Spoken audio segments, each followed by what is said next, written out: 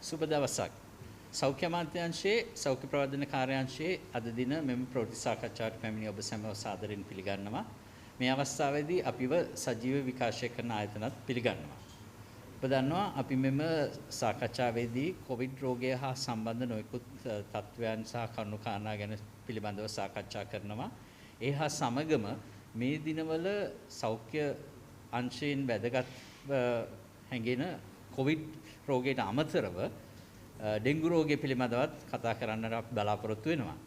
ප්‍රථමයෙන්ම Covid රෝගය පිළිබඳ සාකච්ඡා කිරීමේදී ඔබ දන්නවා මේ වන විට ශ්‍රී ලංකාවේ ඉතාමත්ම සාර්ථක ලෙස කොවිඩ් රෝගයට මුහුණ දෙමින් එය පාලනය කරගනිමින් පවතින අතරතුර නොයෙකුත් ආකාරයේ ගැටලු සහ බාධා මතුවෙන අවස්ථා අපි දකිනවා.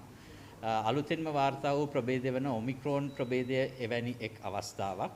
තවමත් අන්තර්ජාතිකව වෛද්‍ය විද්‍යාත්මක දත්ත මේ පිළිබඳ මතුවෙමින් පවතින ඔමික්‍රෝන් ප්‍රභේදය පිළිබඳව දැනට දැනගන්නට තිබෙන සාක්ෂි අනුව ඔමික්‍රෝන් ප්‍රභේදයෙන් සෑදෙන රෝගය ඩෙල්ටා ප්‍රභේදයෙන් සෑදෙන රෝගයට වඩා රෝග ලක්ෂණ ඉතා මද බවත්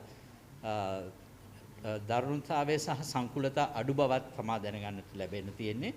එසේ වුවත් පැතිරීමේ වේගය ඉතාමත්ම වැඩි බව තමා දැනගන්නට තිබෙන්නේ. උදාහරණයක් වශයෙන් කියතොත් ඩෙල්ටා ප්‍රභේදයෙන් ඇතිවන රෝග තත්ත්වය බෝවීමේ ශීඝ්‍රතාව මෙන් 8 ගුණයක් පමණ වැඩි ශීඝ්‍රතාවයකින් ඔමික්‍රෝන් ප්‍රභේදය පැතිරී යන බව තමා පැවසෙන්නේ. ඒ අතරතුරම රෝගීන් ප්‍රමාණය වර්ධනය වීමත් ඉතාමත්ම ශීඝ්‍රයෙන් වෙන බව තමා නවතම එංගලන්තයෙන් එහෙම මතුවන වාර්තාවලින් දැනගන්න ලැබෙන්නේ. ඒ හා සමගම ඉතාමත් වැදගත් අංගයක් තමා මෙම එන්නත්කරණය හා ඒ හා සමගම බැඳෙන ප්‍රතිශක්තිකරණය. ප්‍රතිශක්තිකරණය වර්ධනය කර ගැනීම පිළිබඳව නොයෙකුත් මිත්‍යා මතත් පැතිරෙනවා. ඒ හා සමගම ප්‍රතිශක්තිකරණය හොඳින් පවත්වා ගැනීම සඳහා පෝෂණමය තත්වයෙන් පෝෂණ අගයන් ගැන කතා බහ කිරීමත් සිදු වෙනවා. එහෙනම් අපි හිතුවා මෙවැනි මිත්‍යා මත ගැන හොඳින්ම නිවැරදි තොරතුරු ජනතාව වෙත ගෙන යාමට ඉතාමත්ම සුදුසු පුද්ගලයෙක්ව ගෙන්වා ගැනීමට ඒ අනුව කොළඹ වෛද්‍ය පීඨයේ පෝෂණ වේදිය පිළිබඳ මහාචාර්ය විශේෂඥ වෛද්‍ය රනිල් ජයවර්ධන මහතාව අපි අද ආරාධනා කරා. අපි ප්‍රථමයෙන් ඔහුට සමන් දෙමු.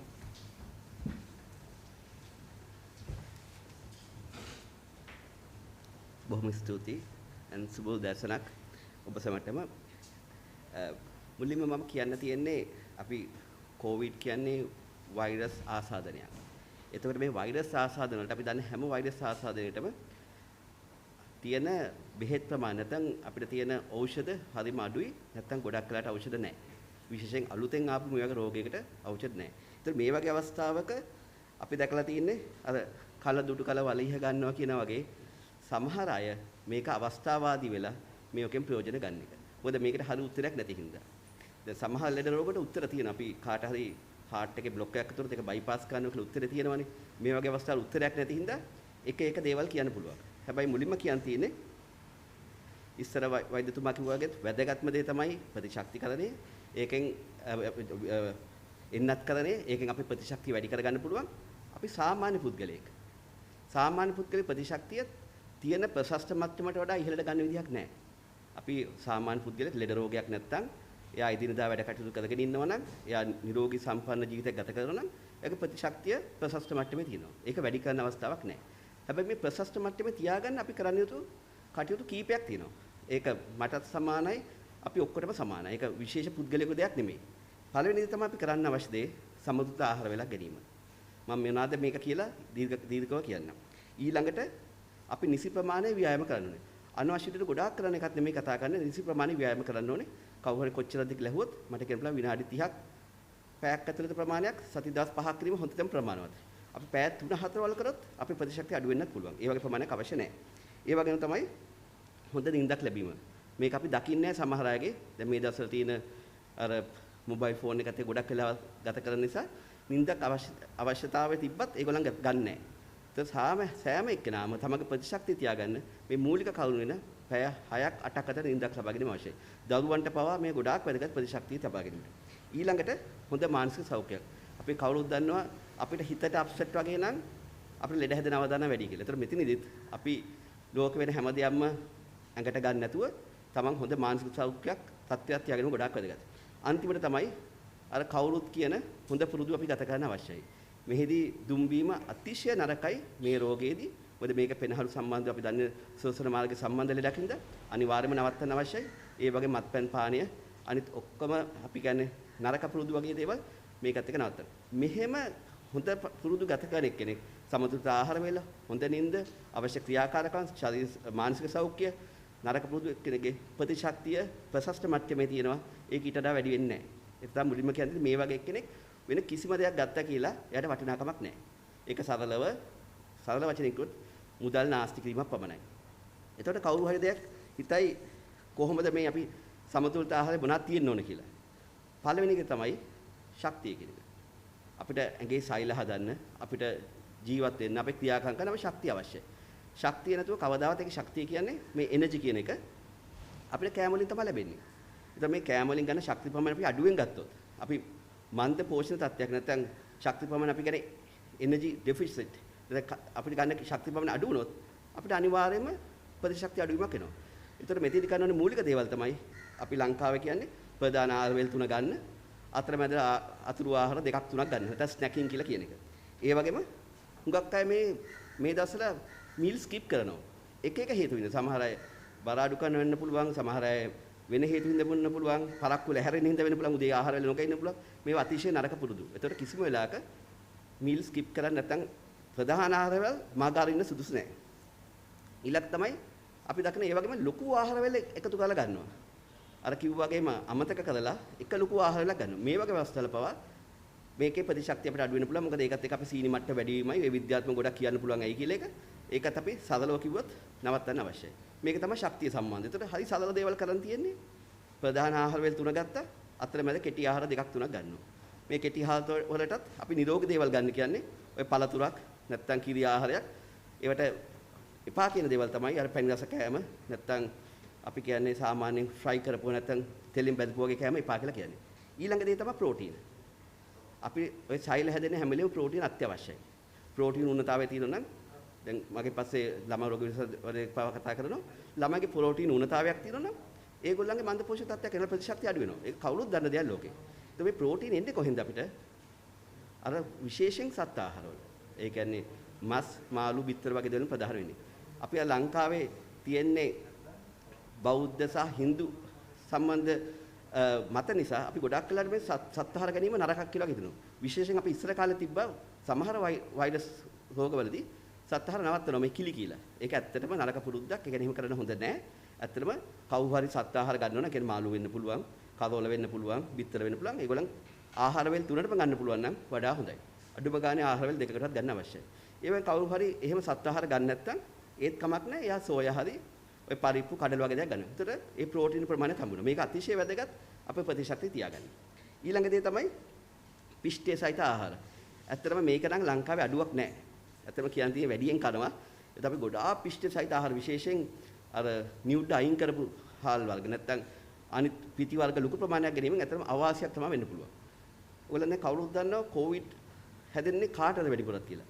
වැඩිහිටියෝ ඇරුණාම අපිට නිදන්ගත රෝග තියෙනවා තමයි කොවිඩ් ආසාදින වැඩි නිසා විශේෂයෙන් කොවිඩ් වල තියෙන සංකුලතාව වැඩි වෙනවා. මෙතන නිදන්ගත රෝග වල එකක් තමයි ස්ථූලතාවය නැත්නම් දියවැඩියාව. මේ ඔක්කොටම අර ලুকু පිටි ආහාර වල ගැනීම හානි වෙනවා. ඒකට අපි ඒකත් නවත්තන්න අවශ්‍යම දෙයක්. ඊළඟ දේ තමයි හොඳ පිටි වර්ගයක් කියලා දෙයක් නැහැ. දැන් ලංකාවේ තියෙන තව මිත්‍යා මතයක් තමයි පාම් පිටි නැත්නම් වීට් කියන එක නරකයි. නැත්නම් මේ තියෙන පාරම්පරික ආහාරයක් හරි මේ වගේ එකක් හොඳයි. එහෙම එකක් නැහැ. හැම ධාන්‍යයකම මේවට අපි ග්‍රේන්ස් කියලා ධාන්‍ය වල තියෙන්නේ ප්‍රධාන සංඝටකයේ පිෂ්ඨය. කිසිම වෙනසක් නැහැ. හැබැයි අපි පිෂ්ඨය ගන්න ඒවා නියුඩ්ඩත් එක්ක ගන්න පුළුවන් නම් අපිට අවශ්‍ය විටමින් ටිකයි තව තන්තු ටිකුත් වැඩිපුර ලැබෙනවා. හැබැයි ඔක්කොම ගත්තොත් හැම එකකම පිෂ්ඨය ඕනම ධාන්‍යයක් ගත්තොත් ග්‍රෑම් 100ක ග්‍රෑම් 75ක විතර වගේ තියෙනවා. ඔගේ පාම් පිටි වලද, හාල් පිටි වලද, කුරක්කම් පිටි වලද කියලා වෙනසක් නැහැ. මොනවා ගත්තත් අර පිටි ප්‍රමාණය අඩුවෙන් ගැනීම තමයි මෙතන අවශ්‍ය වෙන්නේ. ඊළඟ දේ තමයි ඔයිල් වර්ග. ඔයිල් වර්ග අපිට කාණ්ඩ දෙකකට කියන්න පුළුවන්. එකක් තමයි සම්තෘප්ත අම්ල, අනිත් එක තමයි අසම්තෘප්ත මේද අම්ල කියනවා. සම්තෘප්ත මේද අම්ල අපිට හම්බ වෙන්නේ අපිට බටර් වගේ වලින්, නැත්නම් මස් වල වගේ තියෙන තෙල් වලින්, ඒ වගේ නැත්නම් පොල් තෙල් වගේ වලින්. ඒත් මේ වගේ ප්‍රමාණ ටිකක් අඩු කිරීම අවශ්‍යයි. ඒ වගේම අසන්තුෂ්ත මේ දහම් හම්බ වෙන්නේ සෝයා වගේ දේවල් ඒ වගේ දේ එකතු කිරීමත් වැදගත්. හැබැයි ඒක ලොකු ප්‍රශ්නයක් කියලා ගන්න මේ ලීඩේ සම්බන්ධ. ඒක මම ඒක ටිකක් ඉක්මනට යන්නේ. ඊළඟට ගොඩාක් ආందోලනාත්මක දේ තමයි මේ ලීඩේදී අර විටමින් සහ කංජ ලවණ කියන එක. ඉතින් අපි දැන් ඇත්තටම දකිනවා ෆාමසිල විටමින් C පෙත්තක්වත් හොයාගන්න නැහැ. හැබැයි අපි දවසට අවශ්‍ය විටමින් C ප්‍රමාණය ඔක්කොම ආහාර ටික අයින් කරත් කාන්තාරට සාමාන්‍ය මිලිග්‍රෑම් 75ක් වගේ පිළිවෙල මිලිග්‍රෑම් 90ක් විතර තියෙනවා. ඔක්කොම ආහාර ටික අයින් කරත් අපේ ආහාරවල යම්සි ප්‍රමාණයක් හම්බ වෙනවා. අපි දෙහි බිඳුවක් දැම්මත් ඒකේ විටමින් C ප්‍රමාණයක් හම්බ වෙනවා. කෙසල් ගෙඩියක් අත විටමින් C මිලිග්‍රෑම් 10කට හම්බ වෙනවා. එතකොට අපි කියන්න තියෙන්නේ දැන් අර විටමින් C ලොකු ඩෝස් එකක්. ඒ කියන්නේ අපි ගන්නේ ගොඩක් අර 500 මිලිග්‍රෑම් කියන එක. ඒක ලොකු ප්‍රමාණ ගැනීමෙන් ඇත්තටම අවාසියක් තමයි වෙන්නේ. ඒතර ඒකේ වාසියක් නැහැ. මොකද වැඩිපුර ගන්න විටමින් ටික මුත්‍රා වලින් යනවා. කලාත ඇත්තටම සංකූලතා ගොඩක් නැහැ උනට සමහර වෙලාවට මුත්‍රා ගල් වගේ හැදීමට අවධානය වැඩි වෙනවා මේ විටමින් C ගොඩක් ගන්න අයගේ. ඒ වගේම තමයි අර අනවශ්‍ය සල්ලිනාසික ගන්නවා එළියට යවා ගන්නවා. ඒ වගේ මේ අමාරුවෙන් හොයාගෙන. ඉස්සර තිබ්බ වගේ අපි වේදම වගේ දෙතුන් ගුණයක් වැඩියෙන් දීලා ගන්නවා. ඊළඟ තමයි අපි අනිත් විටමින් වගේ තමයි කතා කරන්නේ විටමින් D කියන එක. මේක නම් පොඩි සත්‍යතාවයක් තියෙනවා. ඒකට හේතුව තමයි විටමින් D කියන එක අපිට කෑම වලින් ගැනීම හරියම අපහසුයි. විටමින් D අපි සාමාන්‍ය කුල නැත්නම් කෑම වලින් අවශ්‍යම නැහැ. අපි මීට ටික කාලට අවුරුදු 100ට ඉස්සෙල්ලා ගත්තොත් අපි ගොවිතැන් කරගෙන හිටියේ. ඒකට අපිට අවුව වැටෙනවා. ළමයි වුණත් සෙල්ලම් කරලා වගේ හිටියා. ඒවලට අවුව වැටෙනවා. ඒතර විටමින් D වල උණතාවයක් නැහැ. හැබැයි දැන් අපි ඔක්කොම මේ දිගට ඇඳගෙන ඇතුළට වෙලා ඉන්නේ. ඒතර අපිට දැන් අවුව වැටෙන ප්‍රමාණය හරිම අඩුයි. විටමින් D උණතාවේ ලංකාවේ අපි සමස්තයක් වශයෙන් ගත්තොත් අපිට දත්ත නැහැ. ඒ වුණාට අපිට අපි ක්ලිනිකල් නැත්නම් අපි ක්ලිනික් වල දකින්නේ. මේක හරිම සුලභයි. එතකොට සමහරවිට විටමින් D ඌනතාවයක් තියෙන කෙනෙකුට විටමින් D ගැනීමේ වාසියක් තියෙන පුළුවන්. හැබැයි මේකත් අපි කියන්නේ අහම්බුලස ගන්න යන්න එපා. වෛද්‍යවරයෙකු උපදෙස් අරගෙන Tamanට අවශ්‍ය ප්‍රමාණය මාත්‍රාව කොච්චරද කියලා දැනගෙන ඒක ගන්න. මොකද පුද්ගලයන්ට ඒ විටමින් D වල තියෙන ලේවල ප්‍රමාණයක වෙනස් වෙනවා. මේ ඔක්කොට මේ විටමින් D එක කියලා හරියන්නේ නැහැ. හැබැයි ඒක අඩුවීමක් තියෙනවා. ඒවා තමයි අනිත් විටමින් ගැන කියන්න තියෙන්නේ. මේ ප්‍රතිශක්තිය කියන්නේ හරි සංකීර්ණ ක්‍රියාවලියක්. ඒ කියන්නේ එක පද්ධතියකට සම්බන්ධ නැහැ. සලෝකුවත් ඒක හැම පද්ධතියකට වගේ සම්බන්ධයි. අපි ගොඩක් අය හිතන්නේ අපේ ආහාර මාර්ගයේ ඉන්න බැක්ටීරියා පව සම්බන්ධයි මේ ප්‍රතිශක්තියට. එතකොට මේකට අවශ්‍ය විටමිනුත් කනිජ ලවණ හැම එකකම වටිනාකමක් තියෙනවා. ඒතර කවුරු හරි ඒ විටමින් කනිජ ලවණ අවශ්‍ය නම් ඒක සල්ලි දීලා විටමින් එකක් විදිහට ගන්න අවශ්‍යතාවයක් නැහැ. අපි කියන සමතුලිත ආහාර වල ගන්නවා නම් අර කිව්ව ඉස්සර ජාති ටික ගන්නවා නම් මේක හම්බ වෙනවා. මෙතන මට අමතකුරු නැත්තම් කියන්න ඕන දෙයක් තියෙනවා. මේ විටමින් කනිජ ලවණ ප්‍රධාන වෙන දේ තමයි අර පළතු සහ එළවලු කියන එක. දැන් මේක අපි ගොඩාක් අඩුවෙන් දකින දෙයක් ලංකාවේ අපේ සංඛ්‍යාලයකනවල පෙන්වන ලංකාවේ හරිම පළතුරු එළවලු අඩුවෙන් කනවා කියලා. දැන් මීට ඉස්සර ටිකක් අඩු තවත් අඩු වෙලා තිබ්බා. හැබැයි මේ කොරෝනා වගේ අවස්ථාවල තමයි පුළුවන් හැම අවස්ථාවකම මේක ගාන වැඩි එළවලුවක් ගාන වැඩි පළතුරක් ගන්නව එක නෙමෙයි. ප්‍රධාන ආහාර වේල දෙකටවත් එළවලු එකතු කරගන්න බලන්න. පුළුවන් නම් කොළ මැල්ලුමක් එකතු කරගන්න බලන්න. තව එළවලුවක් එකතු ගන්න පුළුවන් තරම් ෆ්‍රෙෂ් ඒවා ගන්න බලන්න. ඒ කියන්නේ තියෙන ඒවා ඒ වගේම තමයි පළතුරු පුළුවන් නම් දවස් දෙකක්වත් ගන්න බලන්න. අර අතුරු ආහාර විදිහට. මේවා හරි මූලික කරුණු. හැබැයි මේ වලින් ප්‍රතිශක්තිය වැඩි වෙනවා. මෙහෙම ගන්න එක්කෙනෙකුට කිසිම වැඩි විටමින් එකක් ගන්න අවශ්‍ය වෙන්නේ නැහැ. ඒ වගේම තමයි අර සිංක් සම්බන්ධ විටමින් දැනුත් සමාජයේ ගොඩාක් වැදගත් කියලා හිතලා ෆාමසිල හොයාගන්නවත් නැහැ. සිංක් ගැන කියන තියෙන අපේ කෑම වලින් එනවා. සිංක් ඌනතාවයක් ලෝකේ තියෙනවා. ඒක නැහැ කියලා කියන්නේ නැහැ. සාමාන්‍යයෙන් 17ක් වගේ තියෙනවා කියලා කියන්නේ. හැබැයි අපි අර ප්‍රෝටීන් සහිත ආහාර, පල්සස් කියලා කියන්නේ කඩල, පරිප්පු වගේ දේවල් අපි සුලභ ආහාර ඒවා ගන්නවා නම් සිංක් ඌනතාවයක් එන්නේ නැහැ. ඒ වගේ තමයි ඒ විටමින් එකක තියෙන ප්‍රමාණය නැත්නම් විටමින් කැප්සූල් එකක තියෙන ප්‍රමාණය ගොඩක් හයි ඩෝස් එකක්. ඒ වගේ දෙයක් අපිට හැමදාම ගන්න අවශ්‍ය වෙන්නේ නැහැ. ඒතකොට කවුරු හරි හිතයි මොකද්ද මේ දැන් මම දැන් මේ ඔක්කොම දේ කිව්වේ මේ නියුට්‍රිෂන් සප්ලිමන්ට් මේ පෝෂණ අතිරේක වල තියෙන ප්‍රමාණය. ඒ පෝෂණ අතිරේක කියන වචනේම තියෙන ඉස්සර අපි ශිෂ්‍යත්ව කාලෙම අතිරේක පන්ති දානවා. ඒ කියන්නේ හරියට කරගත්තේ නැත්නම් තව පන්තියක් දානවා කරගන්න. අපි ප්‍රධාන ආහාර වල ටික හරියට ගන්නවා නම් අපි ප්‍රධාන වල අතර තියෙන අර අතුරු ආහාර කියන එක ස්නැක්ස් කියන ඒවා හරි දේවල් ගන්නවා නම් මේ කිසිම පෝෂණ අතිරේකයක් අවශ්‍ය නැහැ. මම කියන්නේ මේවා ඕනෙම නැහැ කියලා. මොකද සමහරවිට අපිට හම්බ වෙනවා කැන්සර් තියෙන ලෙඩෙක්. එයාගේ ගල නාලේ ප්‍රශ්නයක් තියෙනවා. එයාට කන්න බෑ. එයාට මේ නියුට්‍රිෂන් සප්ලිමන්ට් නැත්නම් පෝෂණ අතිරේක වල වටිනාකමක් තියෙනවා. හැබැයි අනිත් කිසිම මේ පෝෂණ අතිරේකයක් අපි සල්ලි දීලා ගන්න අවශ්‍ය නැහැ. මේ කොරෝනා වලට වැඩිපුර ප්‍රතිශක්තියක් වෙනවා කියලා විශේෂයෙන් ඒක කිසිම වාසියක් නැහැ. Tamante කරන් තියෙන හරිම මූලික දේවල් ටිකක් තමයි තියෙන්නේ. මේ ගොඩක් පෝෂණ අතිරේක වල කියන්නේ එක්කෝ දියුණු රටකින් හදලාගෙන ආවා. නැත්නම් සමහරවිට කියනවා ලංකාවේ තියෙන ශාකයක් නැත්නම් පාරම්පරික ශාකයක් හින්දාගත්තා කියලා කියයි. නැත්තම් ගොඩක් වෙලාට කියයි මේක හදලා තියෙන්නේ විද්‍යාඥයෝ කට්ටියක් නැත්තම් වෛද්‍යවරු කට්ටියක් නැත්තම් මහාචාර්ය කට්ටියක්. ඒ කියන කිසිම එකක වටිනාකමක් නැහැ මම වගේ කිමින් කියන්නේ. හේතුව තමයි මේ කිසිම පෝෂණ අතිරේකයක් සායනික පරීක්ෂණ වලින් ඔප්පු කරලා නැහැ වටිනාකමක් තියනවා කියලා. අපේ ප්‍රතිශක්තිය වැඩි කිරීමට සහ මම කියන්නේ සාමාන්‍ය පුද්ගලයෙක් ප්‍රතිශක්තිය වැඩි කිරීමට සහ මේ කොරෝනා හැදීම වළක්වන්න පුළුවන් කියලා. එතකොට කිසිම වෙලාවට සරලවම කියනවා නම් සල්ලි නාස්ති කරන්න එපා.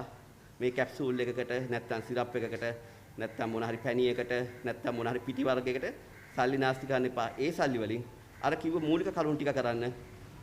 අර ප්‍රෝටීන් තියෙන ආහාර ගන්න බලන්න. එළවලු පළතුරු ටික ගන්න බලන්න. පුළුවන් තරම් ඒ සල්ලි වලින් ෆ්‍රෙෂ් ඒවා ගන්න බලන්න. තමන්ගේ විටමින් ඌනතාවයක් තියෙනවා නම් වෛද්‍යවරයෙක් හම්බ වෙලා ඒ අවශ්‍ය විටමින් එක ගන්න. ඒවත් ගොඩක් ගණන් නැහැ කියන හැම විටමින් එකක්ම රුපියල් 10ක් 20ක් අතර ගන්න පුළුවන් හැම විටමින් එකක්ම ලොකු වියදමක් දීලා රුපියල් 100ක් දීලා ගන්න අවශ්‍ය වෙන්නේ නැහැ. ඒ වගේම මේ විශේෂ සප්ලිමන්ට් එකක් ගන්න යන්නම එපා. හුඟක් වෙලාට ඒවල අතුරු ආබාධ අපි හොයාගන්නත් නැහැ. විශේෂයෙන් මේ ශාකසාර කිව්වට අපි හැම ශාකයක්ම නිරෝගී නැහැ. දැන් උදාහරණයක් දැන් ඕගලන්ට මේ වෙලේ ඉන්ටර්නෙට් එකේ බලන්න පුළුවන්. ගොට්ටුකොළ කියලා ගහලා සයිඩ් ඉෆෙක්ට්ස් කියලා ගහන්න. ගොට්ටුකොළ පාව සයිඩ් ඉෆෙක්ට්ස් තියෙනවා. අපි කිසිම වරදක් තියෙන ගහක් කියලා හිතන දෙයක් නෙමෙයිනේ. නිකරුත් කනවනේ. කොළයක් කඩලා කන්න පුළුවන් ගහක් නේ. ඒකේ පව තියෙනවා. ඕනෙම ශාකයක ඕනෙම දෙයක හොඳ පැත්තක් තියෙනවා නරක පැත්තක් තියෙනවා. හැබැයි අපි ගොටුකොළ සතියක දවසක් කන එකේ කිසි ප්‍රශ්නයක් වෙන්නේ නැහැ. ඒ සයිඩ් ඉෆෙක්ට්ස් එක. හැබැයි ඒ වගේ දේවල් ඕනම එකක තියෙනවා. අපි ඉස්සර දන්න නියඟලා කෑම මැරෙනවනේ. ඒක ශාකයක්නේ. හැම ශාකයක්ම කියලා නිරෝගී කමක් නැහැ. වැදගත් දේ තමයි ඒ ශාකෙන් දෙයක් හොයාගෙන ඒකේ ප්‍රතිඵලවල පෙන්නනවා නම් සංකුලත නැහැ කියලා. අපි දන්නේ නැහැ නේද කියන ශාකසාරික සංකුලතා මොකද ඒගොල්ලන් බලලා නැහැ. වකුගඩුවට බලපෑමක් තියනවාද? බලලා නැහැ. අක්මාට බලපෑමක් තියෙනවා. මොකද මේ වලින් තමයි අපි මේ කියන ඒවා අයින් කරන්නේ. ඊළඟ තමයි බලලා නැහැ. මාස 3ක් මාස 6ක් අවුරුද්දක් දීලා මොකද්ද වෙන්නේ කියලා බලලා නැහැ. ඒතර මේවා හරිම අර අඳුර යටපැත ගැනීමක් තමයි. කිසිම වාසියක් නැහැ. ඒවා නිකන් දෙන්නෙත් නැහැ සමාජයේ. ඒ වියදම කරන්න යන්න එපා. ඒක ඇත්තටම කිව්වොත් අර අපි මෝහෙන් කරන දෙයක් තමයි වෙන්නේ. ඒකෙන් ඔකට ආර්ථිකවත් අවශ්‍ය මේ විශේෂ මේ අවස්ථාවේ ආර්ථික ගොඩක් වටින සල්ලි එක ගොඩක් වටිනාකමක් දෙන වෙලාවක ආර්ථිකවත් අවශ්‍ය වෙනවා. ඒ වගේම ප්‍රතිශක්තිය වැඩිවීමක් කිසිම සායක පරීක්ෂණයකින් පෙන්වන්නේ නැහැ. අඩුම ගානේ විටමින් C වලින්වත් පෙන්වන්නේ නැහැ ප්‍රතිශක්තිය සාමාන්‍ය කෙනෙක් වැඩි වෙනවා කියලා. කාගේ හරි ඌනතාවයක් තියෙන කෙනෙක් වෙනම කතාවක්. ඌනතාවය තියෙනවා නම් ඒක ඕනම යකඩ ඌනතාවය තිබ්බත් එයාගේ වෙනසක් වෙන්න පුළුවන්. ඒතර ඌනතාවයට හරියන ගත්තා. ඒත් මම අන්තිමට කියන්න තියෙන්නේ හරි සරල දේවල් ටිකක් කරන්න. විටමින් C ප්‍රතිශක්තිය වැදගත්. පිටින් ගන්න ඕනේ නැහැ. එළවලු පළතුරු ටික ගත්තාම හරියන පුළුවන් තරම් ෆ්‍රෙෂ් ඒවා ගන්න බලන්න. හිතෙනව නම් මට මේ දවස් ටිකේම කවුන්නේ නැහැ කියලා සතියකට වගේ වුණත් පෙත්තක් වගේ ගන්න පුළුවන්. ඒකට ඒක අත්‍යවශ්‍ය නැහැ. මොකද ඒ ටික ගන්න පුළුවන් ඉතින්. ප්‍රෝටීන් වගේ දේවල් කිසිම පිටි වර්ගයකින් සප්ලිමන්ට් එකකින් අර පෝෂණ කාරකෙන් ගන්න අවශ්‍ය නැහැ. ආහාර වේල් තුනට අපිට ප්‍රධාන ආහාර වේල් තුන මාළු කෑල්ලක් මස් කෑල්ලක් බිත්තරක් තමන් ඒව කන්න නැත්නම් පරිපුටියක් කඩ ටිකක් එකතු කරලා නම් ඒ ටික ගන්න පුළුවන්. අසින්ක් වගේ දේවල් නේ ආයි කතා කරන්නේ. ඒවත් අර කිව්ව සත්ව ආහාර වලක් තියෙනවා. ඔය පරිප්පු වගේ දේවල් වලක් තියෙනවා. අන්තිම ශක්ති ප්‍රමාණය අපේ හැම කෑමකම තියෙනවා.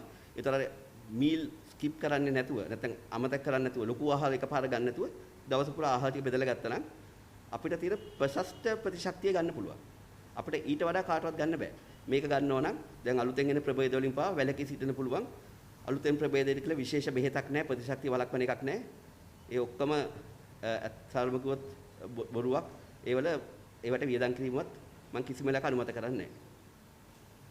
බොහොම ස්තුතියි. මොන හරි ප්‍රශ්න තියෙනවද? අපි කියනවා දරලිපේ වුවාම රසයි ගෑස් ලිපේ වුවාම රහ නැහැ කියලා කතාවක් තියෙනවනේ. දැන් දරලිපේ වුවාම පෝෂණ ගුණය වැඩියෙන් එකතු වෙනවද නැත්නම් ගෑස් ලිපේ ලිව්වහම මේ පෝෂණ ගුණය අඩු වෙනවද? එහෙම එකක් කිසිම දෙයක් නැහැ. මොකද ඒක අපි උයන ඇතිලිය පාවන වෙනස් වෙනවා. අපි හැබැයි එක එක ආහාරවල එක එක රසවල බලාපොරොත්තු වෙනවා. දැන් අපි ගත්තොත් පිට රටවල පාවක තියෙනවා. අපි බේකන් වගේ ගත්තොත් ඒ ස්මෝක් රහ ඉන්නවනේ. දුම් ගහලා තමයි රස ගන්නෙ. එතකොට අපි සමහර කෑම වලට අපි දුම් රහ බලාපොරොත්තු වෙනවා. අපි දරලිපේ සමහරට ඒ රස තියෙන හින්දා අපි රසයි කියලා කිව්වා. නැත්නම් අපි ගත්තොත් යම්කිසි දෙයක් උයන්න එතන තාපය වැදගත්. ඒ තාපේ ඒ කාලේ පරිච්ඡේදය ඇතුළත තාපය විනාඩි 10ද 20ද කියන එක නිසි තාපය ලැබෙනවා නම් ඒක ඉවෙනවා. අර ගෑස් ලිප පාවිච්චි කිරීමෙන් නිතරම තාපය වැඩියෙන් එන හින්දා ගෑස් ලිපේ පෝෂණ ගුණය අඩු වෙනවා කියලා සමහරු කියනවා. ඒ ගැන මොකද කියන්නේ?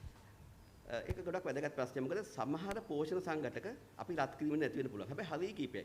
අපේ ශක්තිය නැති වෙන්නේ නැහැ, ප්‍රෝටීන් නැති වෙන්නේ නැහැ, කාබෝහයිඩ්‍රේට් නැති වෙන්නේ නැහැ, ෆැට් නැති වෙන්නේ නැහැ. අපිට ගොඩක්කට මිනරල් වර්ග නැති වෙන්නේ නැහැ. විටමින් වලත් විටමින් C කියන එක සහ ෆෝලික් ඇසිඩ් කියන එක යම්ස ප්‍රමාණයක් අඩු වෙන්න පුළුවන්. ඒක ඇත්ත කතාව. ඒකන අපි ගොඩාක් කලකට ඒ විටමින් C වගේ බලාපොරොත්තු වෙන ෆ්‍රෙෂ් ෆෘට්ස් වලින් නැත්නම් අපි හොඳ පළතුරු වලින් අලුත් පළතුරු වලින් ඒ උයපු නැති වලින් උයපු නැති එළවලු සලාද වගේ වලින්. ඒවා අඩු වෙන්න පුළුවන්. හැබැයි ඒක දර ලිපේද ගෑස් ලිපේද කියලා වෙනසක් වෙන්නේ නැහැ. ඒ තාප ප්‍රමාණය කොච්චර ලැබෙනවද කොච්චර ලැබෙනවද කියනවා තමයි ඒක වෙනස් වෙන්නේ. දැන් කෙනෙක් කිව්වොත් ගෑස් ලිපට වඩා දර ලිප හොඳයි කියලා ඔබට දෙන උත්තරේ මොකද්ද? ඔබ මහාචාර්යවරයෙක් විදිහට පෝෂණ වේදිකේ සම්බන්ධයෙන්. මම ලිප් සම්බන්ධ මහාචාර්යෙක් නෙමෙයි. පෝෂණ සම්බන්ධ නම් පෝෂණයේ අඩුවීමක් වෙන්නේ නැහැ. ඔය කියන ප්‍රධාන සංඝටක. ඒක දර ලිපේ හරි ගෑස් ලිපේ හරි අපි බාබිකියු දෙනිය රත් කරලා ගත්තත් හැබැයි විටමින් C ෆෝලික් ඇසිඩ් යම්ස ප්‍රමාණයක් අඩු වෙනවා. ඒත් ගොඩක් අඩු වෙන්නේ නැහැ. ඒක බිඳුව වෙනව නෙමෙයි. ඒක අඩු වෙනවා. ඒකයි ඒ වගේ දේවල් අපි බලාපොරොත්තු වෙන්නේ අර ෆ්‍රෙෂ් ෆෘට්ස් වෙජිටබල් වලින් තමයි බලාපොරොත්තු වෙන්නේ. බොහොම ස්තුතියි. One question. Prof, you said that we should eat fruits and vegetables. But in Sri Lanka, fruits and vegetables have been very, very, very expensive. So the people are caught in a quandary, right? දැන් අපිට කියනවානේ පාට පාට එළවලු කණ්ඩ, මැල්ලුම් කණ්ඩ, අරෝමේවා කණ්ඩ, මේ fruits කණ්ඩ කියලා කොහොමද අපි අපේ රීඩර්ස්ලට කියන්නේ ෆෘට්ස් උයි වෙජිටබල්ස් උයි ගන්න කියලා? මේක අද ඊයේ තිබ්බ එකක් නෙමෙයි. හැමදාම හරි ගණන් දැන් ටිකක් වැඩියෙන් ගණන්. මොකද්ද what is the explanation we can give? ඒක හරියටම හරි. මොකද ඇත්තටම පේෂන්ට්ලට පවා කිව්වහම ඒගොල්ලන් පවා කියන්නේ ડોක්ටර් කිව්වට ඔයා ගණන් මේ අපි ළමයි පරිප්පු චිකන් එක කන එක අපිට හරි ලේසි. ඒක ලාභයි. එහෙම කියලා. ළමයිනුත් ඒක කනවා කියලා. අපිට මේක ගොඩක් වෙලාට ප්‍රශ්න කීපයක් සම්බන්ධ තමයි මිල පාලනය වෙන්නේ. හැබැයි මෙතනදි මම කියන්න තියෙන්නේ අපි එළවලු කියලා අපි ගණන් වැඩි එළවලුවක් ගන්න ඕනේ නැහැ. අපි රුපියල් 2500 දීලා බ්‍රොකොලි ගන්න ඕනේ නැහැ. අපි කෝලිෆ්ලවර් එකක් ගන්න ඕනේ. අපිට ඒ ටික ගන්න පුළුවන් ගොඩකට ගාන අඩු එකනොත්. සමහරට කොහිල මිටියෙන් ගන්න පුළුවන්. සමහරට මුරුංගවලනුත් ගන්න පුළුවන්. ඒ වගේ පළතුරු සම්බන්ධ කියන තියෙන්නේ අපිට රුපියල් දැන් මේ දවස් 2000ක් වෙන හින්දා දෙලුන් වගේ එකක් 2000ක් දීලා කිලෝ එකක් ග්‍රේප්ස් 2000ක් දීලා ගන්නනේ. කෙසෙල් ගෙඩියනොත් ගොඩක් දේවල් ගන්න පුළුවන්. ගමේ තියෙන පළතුරු නමිනන් ගෙඩි දෙකනොත් වෙරළුනොත් ඒ ටිකම ගන්න පුළුවන්. ඒ විටමින් සහ කංජ ලවණ. එක එක රටවල් වල එක එක පළතුරු එළවලු තමයි කන්නේ. මේ ලෝකේ මේ පළතුරු හොඳයි මේ පළතුරු නරකයි කියලා දෙයක් නැහැ. එතකොට පුළුවන් තරම් අපි වෙන්න ඕනේ ලංකාවේ කල්චර් එකේ තියෙන තමයි මැල්ලුම් කනවා කියන වෙන රටවල නැහැ ඇත්තටම. ඩාර්ක් ග්‍රීන් ලීෆ් වෙජිටබල් කියන්නේ මැල්ලුම් කනවා කියන එක අපි එකතු කරගන්න එක ගොඩක් වියදමක් නැහැ. පලා මිටියක් පියල් 100ට අනිවාර්යයෙන්ම අඩුයි හැම જાතියක්ම. ඒක එකතු කරගන්න පුළුවන්. එතකොට එක එළවලුවක් හරි අපිට ඒක බේල් දෙකටම උනත් එකතු කරගන්න පුළුවන්. ඊළ තව එක එළවලුවක් හරි දෙකක් හරි ගන්න පුළුවන්. නම් මාරුවෙන් මාරුවට. ඒ වගේම පළතුරු උනත් ලාභ පළතුරු කියන්නේ කෙසෙල් වගේ දෙයක්, ගස්ලබ වගේ දෙයක් හොයා ගන්න පුළුවන් නම් හරි. ගොඩක් කරලා ගොඩක් දේවල් බැඳිලා තියෙනවා. ආර්ථික විතරක් නෙමෙයි සමහරට ඒවා ට්‍රාන්ස්පෝර්ට් කරන ඒවා ඊළඟට ඒවා කොච්චර කල් තියාගන්න පුළුවන්ද කියන ගොඩක් තියෙනවා. හැබැයි හම්බුන හැම වෙලෙම කෙසෙල් ඇවරියක් වුණත් ගෙනල්ලා තමයි ෆ්‍රිජ් එකේ තියාගන්න පුළුවන් නම් ඒක හරි විදිහට ඔතලා අර ඔක්කොම ඉදලා නාස්ති වෙලා එක දවසේ කන්න නැති වෙන දවස් කීපයකට බෙදාගෙන කන්න පුළුවන්. එළවලුනොත් ඒ වගේ අපි උයලි වෙලලා ෆ්‍රිජ් එකේ තිබ්බ කියලා ලොකු දෙයක් අර කිව්වා වගේ නාස්ති වෙන්නේ නැහැ. ඒතර ඒක ඊළඟ දවසට ගන්න පුළුවන්. බොහොම ස්තුතියි.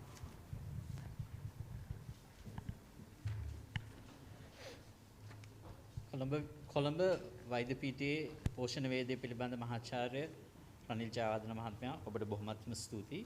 ඊළඟට අපි ආරාධනා කරමු මේ දිනවල පවතින ඩෙන්ගු රෝගය පිළිබඳව සහ දරුවන් ඩෙන්ගු රෝගයෙන් වළක්වා ගැනීම පිළිබඳවත් දරුවන්ගේ සැලකිය යුතු රෝග ලක්ෂණ පිළිබඳවත් සාකච්ඡා කරන්නට කොළඹ වෛද්‍ය පීඨයේ කතිකාචාර්ය රිජ්වේ ළමා රෝහලේ ළමා රෝග පිළිබඳ විශේෂඥ වෛද්‍ය ප්‍රසාද් චතුරාංගන මහතා. මේ මහතාගෙන් පසු අපි බලාපොරොත්තු වෙනවා නියෝජ්‍ය අධ්‍යක්ෂ ජෙනරාල් විශේෂඥ වෛද්‍ය හේමන්ත හේරත් මහතා ඔබට ඔබගේ ප්‍රශ්න වලට උත්තර ලබා දෙයි කියලා. අපි ප්‍රථමයෙන් සමන් දෙමු කොළඹ වෛද්‍ය පීඨයේ කතිකාචාර්ය සහ රිජ්වේ ළමා රෝහලේ ළමා රෝග පිළිබඳ විශේෂඥ වෛද්‍ය ප්‍රසාද් චතුරාංගන මහතාට.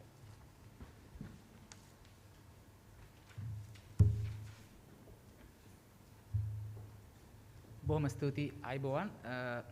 මම හිතනවා අපිට පහුගිය අවුරුදු 2 ඇතුළත තරමක් අවධානයෙන් අඩු වෙච්ච කාරණයක් තමයි ඩෙන්ගු රෝගය පිළිබඳව.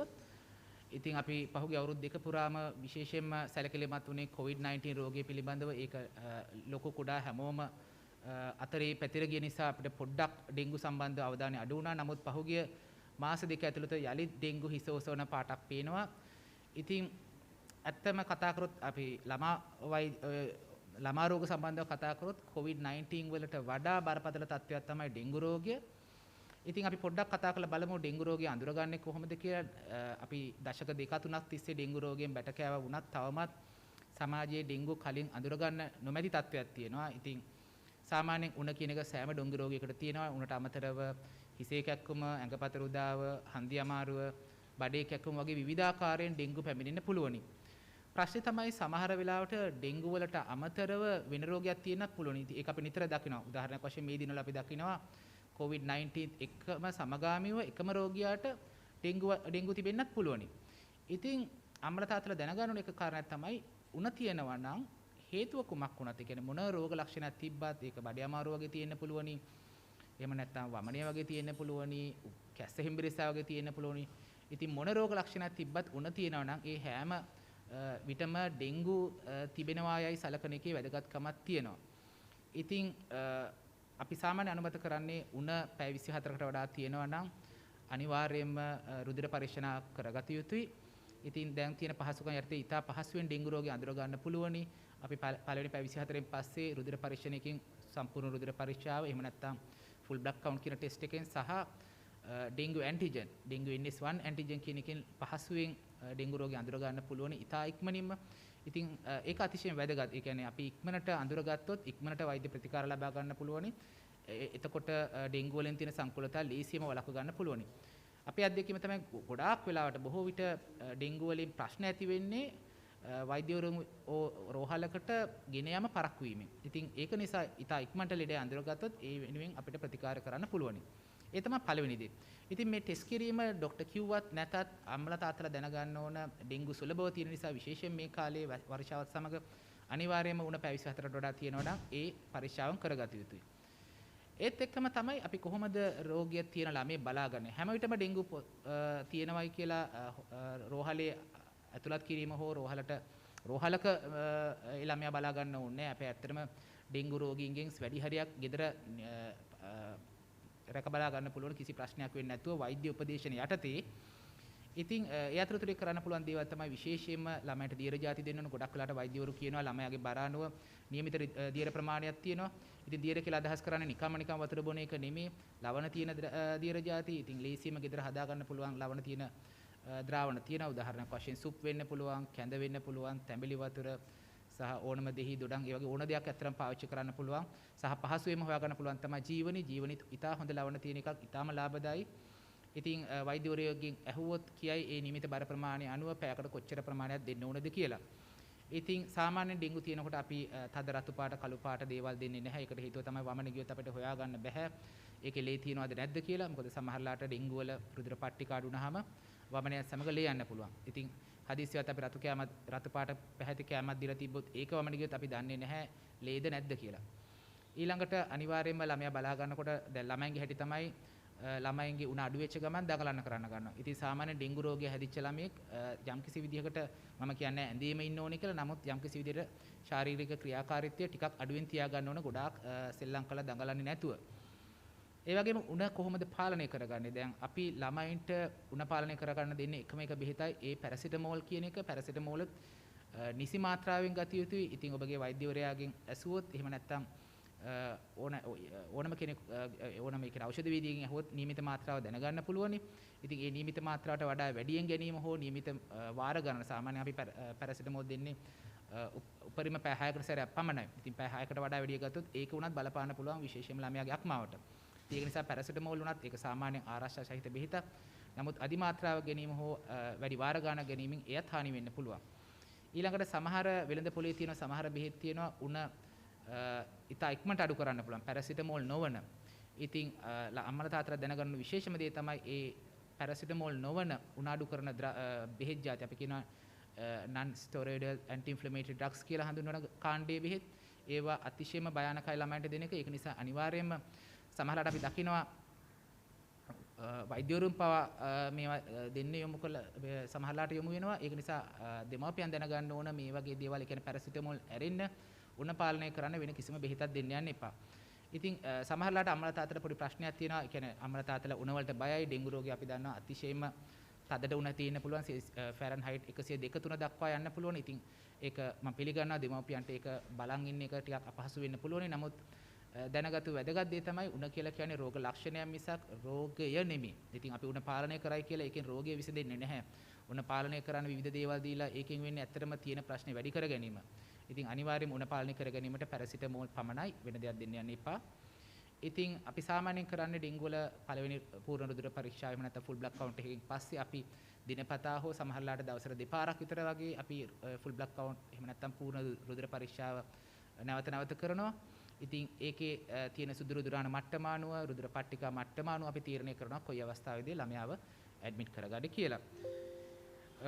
ඉතින් අපි රෝගය වළක්ව ගැනීම ගැන කටයුතු කරොත් අනිවාර්යයෙන්ම පරිසරය බලා ගන්න ඕන. ඉතින් අපි දන්න තරම දේ තමයි ඩෙන්ගු මදුරුවාට බෝ වෙන්න ගොඩාක් වතුර අවශ්‍ය නැහැ. ඉතා සුළු වතුර ප්‍රමාණයක පවා ඩෙන්ගු මදුරුවා වර්ධනය වෙන්න පුළුවන්. විශේෂයෙන් මේ වර්ෂා කාලෙදී වතුර ලීසියම රැඳෙන්න පුළුවන්. අපේ වහලවල පීලිවල එහෙම නැත්නම් ගෙවත්තේ තියෙන පොඩි වතුර එකතු වෙන භාජනවල එහෙම නැත්නම් ගේ ඇතුලේ පවා සමහරවල් ගේ ඇතුලේ ශීතකරණවල පිටිපස්සේ අපි දන්නවා වතුර පොඩ එකතු වෙන්න පුළුවනි.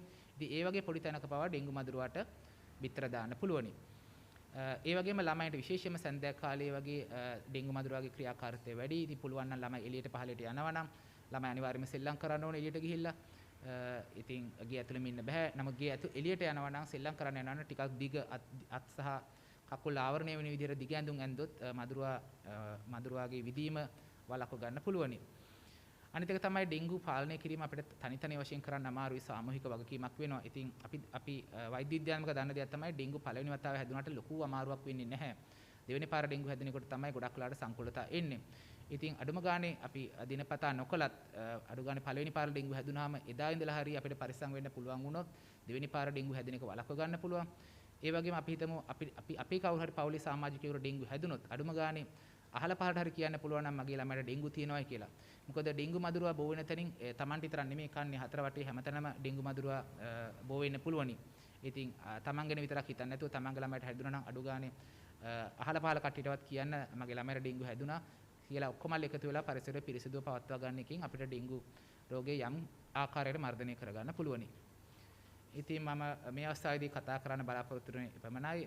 බ්‍රාඩ් මොන හරි ප්‍රශ්න තියෙනවා නම් මම උත්තර දෙන්න කැමතියි. වෛද්‍යතුමනි දැන් ඩෙන්ගු කියන එකයි කොවිඩ් කියන එකයි ගත්තොත් ඔය දෙක සාමාන්‍යයෙන් පිටින් බැලුවාම අපෝ කොවිඩ් කියලා හරි බයයිනේ.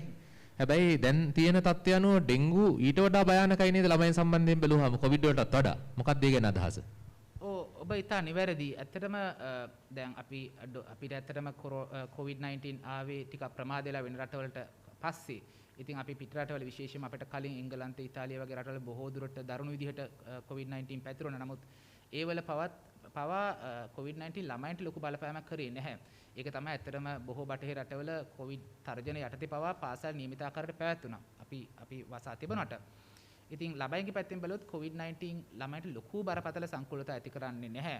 මම කියන්නේ හැමෝටම කියලා සමහර අවස්ථාවලදී අපි දකිනවා ඒ කොරෝනා තත්ත්වයටදී හරි එහෙම නැත්නම් කොරෝනා සුව වෙලා ඊට පස්සේ මාස දෙකකට පස්සේ වෙනත් සංකූලතාවක් ඇති වෙනවා. නමුත් සමස්තයක් වශයෙන් ගත්තාම ඩෙන්ගු වලට වඩා අඩු ප්‍රමාණයක් තමයි අපි සංකූලතාවක් දකින්නේ. ඩෙන්ගු එහෙම නෙමෙයි. ඩෙන්ගු කියලා කියන්නේ ඇත්තටම සෑහෙන ලොකු ප්‍රශ්න වෙන්න පුළුවනි. විශේෂයෙන්ම ළමයා නිසි අවස්ථාවේදී රෝහලට පැමිණියේ නැත්තම්. ඉතින් ඔබගේ ප්‍රකාශය සම්පූර්ණයෙන්ම නිවැරදි. COVID-19 වලට වඩා ඇත්තටම ඩෙන්ගු ප්‍රශ්නයක්. ඊට කලිනුත් අපි මේ ගැන ඇහුවා. දැන් දරුවෙක් අසනීප වුණාද නැද්ද කියන එක අනුව නෙවෙයි දෙමව්පියෝ දෙන්න පොසිටිව් වුණාට පස්සේ ආසාදෙන වුණාට පස්සේ ආච්චිලා ගෙදර හරි නෑදෑ ගෙදරක පුංචි උන් දෙනා තියෙනවනේ. මේ ගැන ඔබෙත් අදහස දැනගන්න කැමතියි මොකද්ද කියලා. මෙහෙමයි දැනට තියෙන දත්ත අනුව ළමයෙකුගෙන් වැඩිහිටියෙකුට බෝ වෙන ප්‍රතිශතය ඒ කියන්නේ අපි COVID-19 ප්‍රතිශතය ඇත්තටම හරිම අඩුයි. ඉතින් COVID-19 වැඩි හරියක් අපි දකින්නේ වැඩිහිටියන් සහ වැඩිහිටියන් අතර එහෙම නැත්නම් වැඩිහිටියෙක්ගෙන් ළමයෙකුට. ළමයෙකුගෙන් තවත් වැඩිහිටියෙකුට බෝ වෙන තියෙන එක මම කියන්නේ 100%ක්ම අඩුයි කියලා. නමුත් ප්‍රතිශතයක් හැටියට හරිම අඩුයි. 0.05ක් වගේ ඉත අඩු ප්‍රමාණයක්. ඉතින් දැන් ළමයා අම්මයි තාත්තයි දෙන්නම පොසිටිව් වුණොත් දැන් නම් ඇත්තටම ඉතින් අපි ඉස්සර වගේ නෙමෙයි අපි ඇඩ්මිට් කරන්නේ නැහැ. අපි රෝහලකට ඇතුළත් වීමත් අවශ්‍ය නැහැ. බොහෝ දුරට අපේ ගෙදර සහ සෞඛ්‍ය අමාත්‍යාංශයේ තියෙනවා හොට්ලයින් එකක්. ඒකත් එක්ක සම්බන්ධ වෙලා ඒක ගෙදරම රෝගී තත්ත්වය පවත්වා ගන්න පුළුවනි. රැක බලා ගන්න. ඉතින් එතකොට ඉතින් ළමයාව එළියට දාන්න අවශ්‍යතාවය නැහැ. ළමයාව ගෙදර තියා ගන්න පුළුවනි. නමුත් සමහර අවස්ථා තියෙන්න පුළුවන් අම්මයි තාත්තයි දෙන්නම පොසිටිව් වෙලා දෙන්නටම රෝහල් ගත වුණොත් ළමයා වරයි යනවට වඩා ළමයාව රැක බලා ගන්න පුළුවන් කෙනෙකුට බාර දෙන එක තමයි හොඳ. මම හිතන්නේ ඒකෙන් ලොකුවට අනිත් වැඩිහිටියන්ට ලොකු ප්‍රශ්නයක් වෙයි කියලා. අනිත් එක දැන් මම හිතන්නේ රටේ හැමෝම වගේ වැඩි හරියක් ප්‍රතිශතයක් ප්‍රතිශක්තිකරණය ලබාගෙන තියෙන. ඉතින් රෝගය හැදුනත් ඉතින් ඒකෙන් සංකූලතාව සෑහෙන අඩු කරගන්න පුළුවන් වැඩිහිටියන්ට. Dr. Prasad, now you said that when anyone gets dengue, we don't know whether they are having dengue, but we have to have, it's best to take paracetamol for the fever and nothing else. Yes. Have you all initiated discussions with ground level doctors? Because we have reported many cases of dengue when the children have gone in very late because the ground level doctors, now you take your child to the nearest doctor, GP or whoever it is, has given steroids or NSAIDs to bring down the fever. So I feel it is unfair to tell parents because parents don't know. The parents trust the doctors. Is there no conversation among doctors about this? Well, I think those conversations have been happening all the time. 10 years? Yes, you are absolutely right. I think it depends on certain factors. I mean, however much we try to educate, there are occasions. I think sometimes parents want the fever to come down. That's a sad thing. So I think the first step is for everybody to know that fever is just a symptom, not exactly the disease. And fever per se is not going to harm anybody. In fact, the most important message is fever is actually protective. It is an evolutionary process, so the fever had been there. It's part of our evolution. So when the temperature goes above the body temperature, most of the viruses and bacteria actually cannot survive. So much so that those days, like in conditions like malaria, where the medicine was not there, people use certain chemicals to generate fever because they already knew that when there is fever, the bacteria or the virus are not able to survive. So we need to get that message across to the parents that fever is actually for the benefit of the child. And in fact, so if you look at the fever in a positive manner rather than in a negative way and unnecessarily being scared of the fever, I think that also will contribute to to reduce the misuse of certain medications. So I think if you look at the ground level, I'm not saying all the doctors, most of the doctors are now very well educated about avoiding NSAIDs and avoiding steroids. I mean, I think although we occasionally see it, I'm not denying that fact, but most of the time the general practitioners and the doctors in the primary care setup, they are very well aware about this situation. But then there are situations where parents kind of want the fever to come down. They don't worry about the side effects. So sometimes I think that might be one reason why they prescribe, but I'm not justifying that. It's just that it may not be just lack of awareness alone. The parents are worried because small children can get seizures with fever. You can start having fits. So parents are worried about that, right? So I think there isn't enough awareness.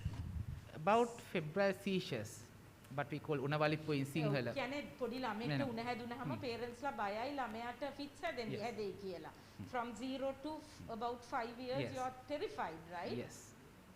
Well, if I go back to the pathophysiology or the basics of febrile convulsions, it is kind of a misnomer. It's not, although we call it febrile convulsions, or in Sinhalese we call unawalippua, although they are associated, they are not directly related. Now, if I explain it in the most simple manner, whenever we have an infection, be it a virus or bacteria, the body tries to fight the bacteria or the virus, and the body starts producing certain chemicals.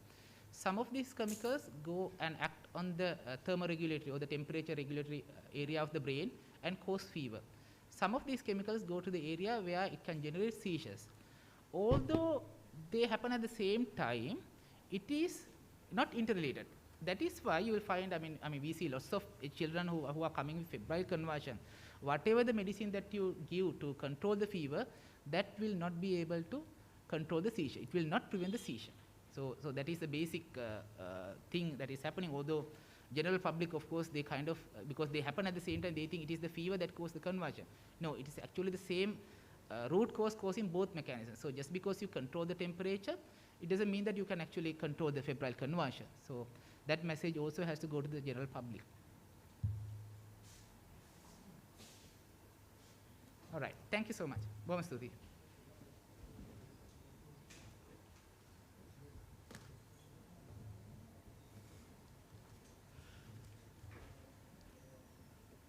සුබ දවසක් සියලු දෙනාටම.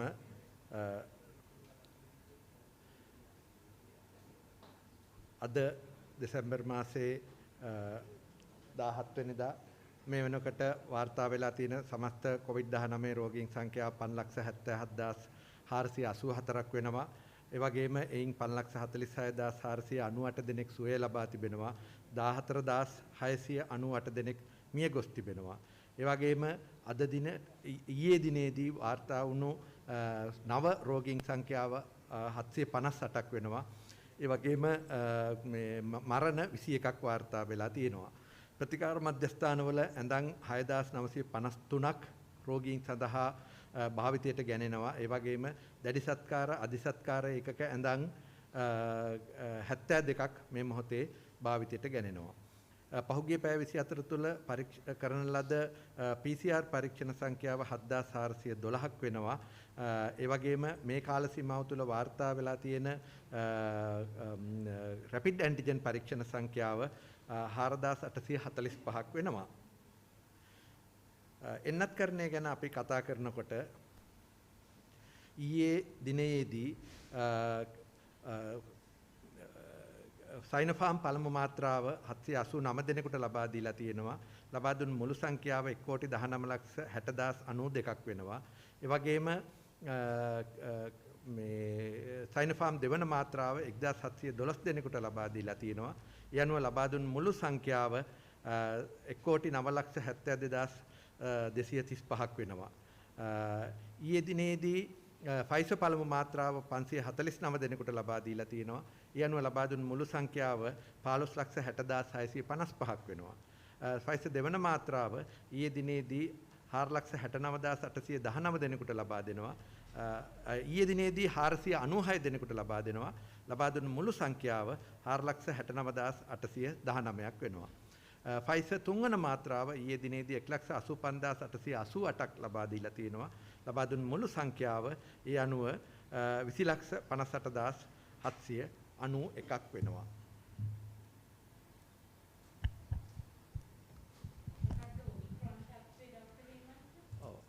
ඊයේ මම හිතනවා වාර්තා වෙලා තියෙනවා අලුතින් මීට පෙර වාර්තා වුණු රෝගියාට අමතරව තවත් රෝගීන් 3 දෙනෙක්.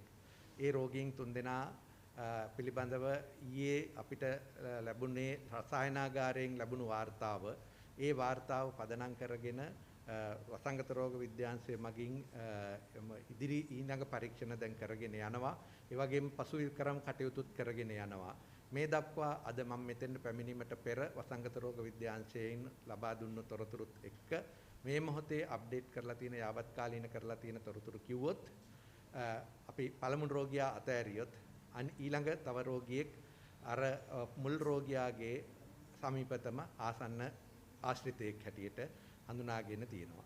ඒ වගේම තමයි තවත් රෝගියෙක් පිටරට සිට පැමිණි පුද්ගලයෙක්ගේ පවුලේ සමාජිකයෙකු මේ ශ්වසන ආබාධයක් නිසා ඒ අවශ්‍ය කරන ප්‍රතිකාරයක් ලබා ගැනීම සඳහා ගිය අවස්ථාවේ කරන ලද PCR පරීක්ෂණයකින් පසුව ඒ සැක කටයුතු නිසා මේ ඥාන විශ්ලේෂණයට යවලා තියෙනවා. ඒකෙන් තමයි ඒ තැනත්තියව ඇත්තටම ඒකෙන් හොයාගත්තේ. අවසාන වශයෙන් තුන්වෙනි රෝගියා ගුවන්තොටුපළෙන් පිටව යන මගියෙක් හැටියට හඳුනාගෙන ඒ අනුව පරීක්ෂණයට ලක් කරලා තියෙනවා. නමුත් ඒ පුද්ගලයා පොසිටිව් වුණ නිසා ඊට පසුව දැන් ඒ වෙලාවේ අපිට සඳහන් ඊයේ දිනේදී අපිට සඳහන් කළේ ගුවන්තොටුපළෙන් පිටව යන මගින් අතරින් එක්කෙනෙක් කියලා. නමුත් ඊට පස්සේ අපි කරපු විමර්ශනයේදී තේරුණා එයා පිටව යන මගියෙක් හැටියට තමයි හඳුනාගත්තේ. නමුත් PCR පොසිටිව් වුණ නිසා ඒ පුද්ගලයා යවලා නැහැ මේ ලංකාවේ ඒ ප්‍රතිකාර කිරීම කරගෙන යනවායි කියන එක. ඒ ටික තමයි දැනට තියෙන තත්ත්වය. ඒ කියන්නේ ඔබතුමා අදූදේ ප්‍රකාශ කරලා තිබුණා ප්‍රෝත්සාහකච්ඡාවකදී එක පුද්ගලයෙක් ඔමික්‍රොන් රෝගේ ඔමික්‍රොන් තත්ත්වයේ තියෙන කෙනෙක් පිටරට ගිහිල්ලා තියෙනවා කියලා. ඒක තමයි මම කිව්වේ අපිට කිව්වේ අපිට පණිවුඩය ලැබුණේ ගුවන්තොටුපළෙන් පිටව යන විදේශිකයෙකුගේ අතරින් විදේශිකයෙක් තමයි හඳුනාගත්තේ කියලා. ඒ වෙලාවේ ඒ පුද්ගලයා පිටරට ගියාද නැද්ද කියලා නෙවෙයි කියලා අපිට පැහැදිලි මේකක් තිබුණේ නැහැ. ඒ වෙලාවේ ඒ මාධ්‍යවේදියන්ම අපිට ප්‍රශ්නයක් ඇහුවා එයා එතකොට පිටරට ගියාද කියලා. මම එතකොට තමයි කිව්වේ ඒ පිළිබඳව තවම හොයලා බලලා ඒ විස්තර දෙනවා කියලා. ඒක තමයි මම මේ අද හවස දෙනවයි කියපු දේ තමයි මම මේ අවස්ථාවේ කිව්වේ. ඒ පුද්ගලයා පොසිටිව් වුණාට පස්සේ එතකොට යවන්න බෑනේ. එතකොට ඒ නිසා ඒ පුද්ගලයා ප්‍රතිකාර කිරීම සඳහා නවතාගෙන තිබෙනවා. So 4 Omicron cases so far Oh, identified, detected. 4 out of them 3 are locals, 1 is a foreigner. Foreigner. Yeah. Now how are we managing this? Because now all these locals are not really going. Either the foreigner would have gone all over the country. Was he a tourist? There is no way to manage Omicron because we cannot see Omicron separately. Yeah. And also we cannot identify Omicron separately by doing gene sequencing each and every person. Therefore, what we are doing at the moment is, through your support, we are passing this message to the public that everyone should adhere to the health guidelines and make sure that the disease or this new variant is not going to spread among the community. By doing so, we will be able to control this. That is the only way to control this new variant. Now this foreigner, Dr. Hemantha, this foreigner, was he a tourist who was leaving the country? What is the background about the foreigner? I don't get the details of individual persons here. But I know that he has come 2 or 3 days earlier, and almost all passengers who are coming into the country are getting PCR test done within 72 hours. But this person has not got the positive test at that time. Either the most probable reason is that he was in early infection and in which the PCR test wouldn't have detected it. And after leaving, by that time the sufficient numbers of viruses have developed, and that is why we are telling that there is a huge demand or requests are coming. Why don't you test everyone coming into the airport? But thousands of people are coming, and doing PCR on each and everyone is not cost effective, because we might catch 1 or 2 or maybe hundreds of people could have caught, but there will be at least 1 or 2 missing, which will create an epidemic or this thing outbreak locally. Therefore, what we need is to make sure that everyone is vaccinated and adhere to the health guidelines. Thereby, we can avoid any catastrophe that may be associated with this variant. There is speculation that the Omicron infected person has gone to casinos, to all those. Yes. Are you all doing the contact tracing properly? And but has this foreigner gone out of Colombo? Those details are with the epidemiology unit.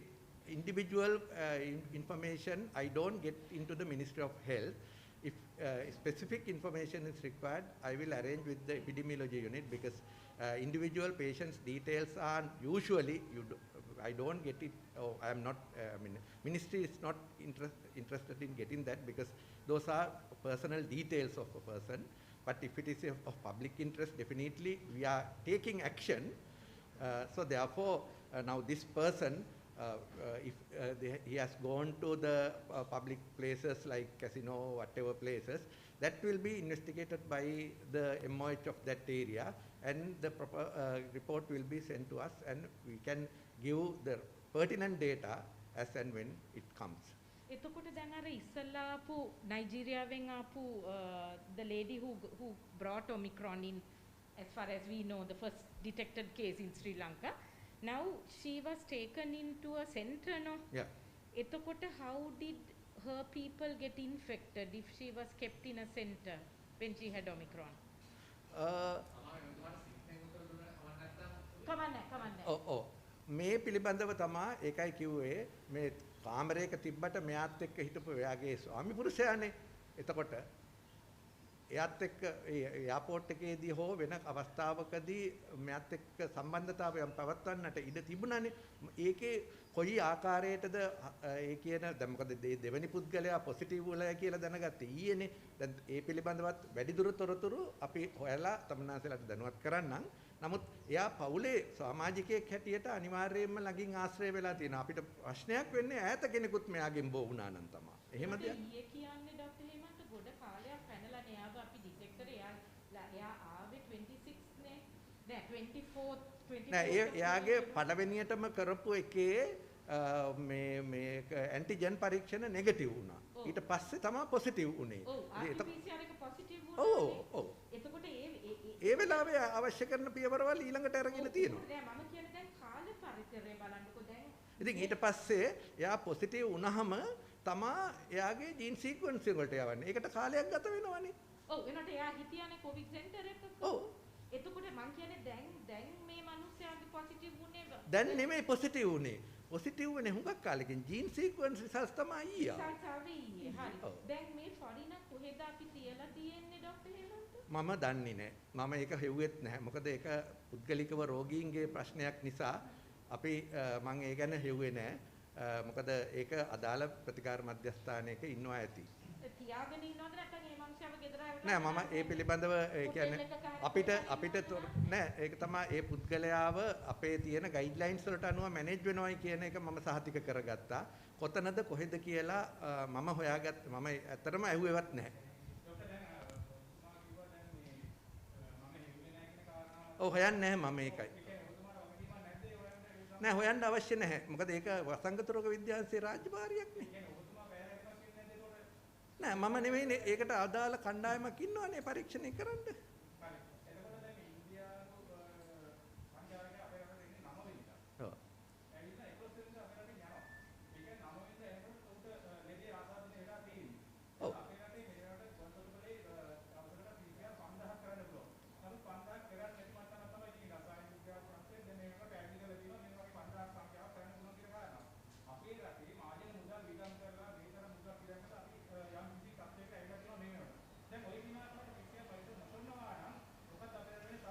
මම හිතනවා මම මේක ඉංග්‍රීසියෙන් කියපු ටික මම නැවතත් සිංහලෙන් කියන්නම්.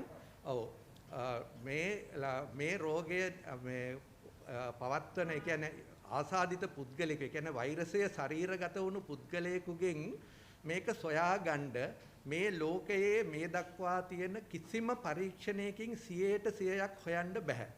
වෛරස් ප්‍රමාණය එක්තරා ප්‍රමාණයකට වැඩි වුණොත් ශරීරයේ ඒ අවස්ථාවෙන් පසුව පමණයි මේ PCR පරීක්ෂණ වලින් හොයාගන්න පුළුවන් වෙන්නේ.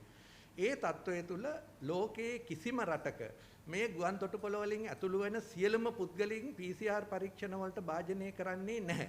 ඒක අපි කරා රට වහලා ගුවන් තොටුපළ වහලා අර සීමිත පුද්ගලයෝ සංඛ්‍යාවක් පමණක් රට ඇතුළට ගන්න වෙලාවේදී ඒක පාවිච්චි කරා. නමුත් රට ඇරලා තියෙන වෙලාවක ඒක ප්‍රායෝගිකව කරන එකේ තේරුමකුත් නැහැ. ඒ විතරක් නෙවෙයි ඒක හරහා අපි ලබා ගන්නා ප්‍රතිඵලය අපි කියන yield එක කියලා. ඒක ප්‍රායෝගිකව තේරුමක් නැහැ. මොකද අපි කොහොම හරි 100ක් විතර හොයාගත්තත් අර මම කියපු தত্ত্বය නිසා එක්කෙනෙක් හරි පැනලා යන්න ඉඩ තියෙනවා. ඒ නිසා අපි එහෙමනම් කරන්න ඕනේ. මම නැවතත් මතක් කරලා දෙනවා PCR පරීක්ෂණයක් කරලා සෑම පුද්ගලයෙක්ම දින 14ක්වත් ක්වොරන්ටයින් කරන්න ඕන. ඉතින් ඒක ප්‍රායෝගික නෑනේ. ඒ නිසා තමා මේ තත්වයේදී අපි සියලු දෙනාම එන්නත් කරපු බවට වග බලා ගන්නවා. ඒ වගේම පැය 72කට කලින් කරන PCR පරීක්ෂණය පිළිබඳව අපි බලනවා. ඊට අමතරව එන්නත් කරලා නැත්නම් ඒ අය වෙනමමත් අපි ඒ පිළිබඳව හොයලා බලනවා. හැබැයි රටට පැමිණෙන සියලු දෙනාම PCR පරීක්ෂණ වලට ලක් කිරීම ලෝකයේ කොහෙමත් රටවල් වල මේ විවෘත කරපු රටක සිද්ධ වන්නේ නැහැ. ඔව්.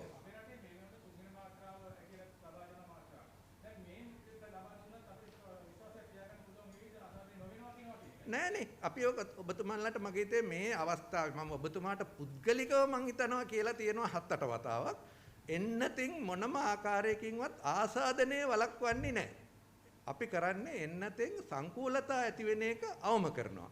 හැබැයි එන්නත නිසා ලැබෙන ආරක්ෂාවක් තියෙනවා. මොකද ප්‍රතිශක්තිය වැඩිවීමත් එක්ක ශරීරය තුළ නිපදවන වෛරස් ප්‍රමාණය යම් ප්‍රමාණයකට අඩු වීම නිසා එළියට දාන ප්‍රමාණය අඩු වෙලා යම් ආරක්ෂාවක් කමියුනිටි එකටත් ලැබෙනවා ප්‍රජාවටත්. නමුත් මේ මොන එන්නත ලබා දුන්නත් හැදෙන එක වළක්වන්න කරන්න තියෙන්නේ සෞඛ්‍ය පුරුදු අනුගමනය කිරීම පමණයි.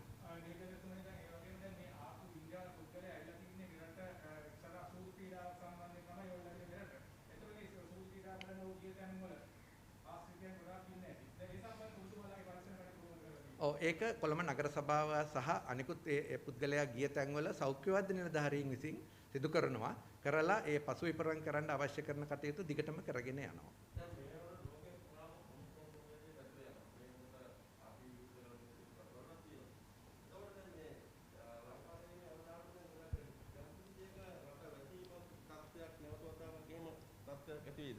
දැනට මේ පවතින අපි මේ රට වසා තැබීමෙන් අපිට මේ ප්‍රශ්නේ විසඳන්න පුළුවන්කමක් නැහැ.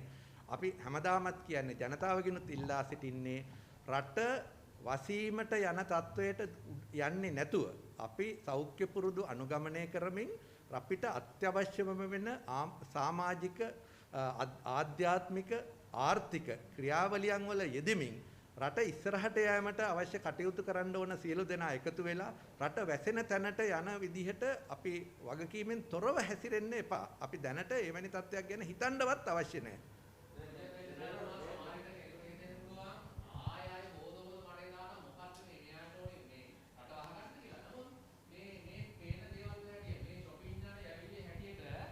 අපි දැන් දකින්න දේවල් වල හැටියට අඩුම තරමේ නත්තල් කාලේවත් රටේ සංචරණ සීමාවත් ආයේ එයිද?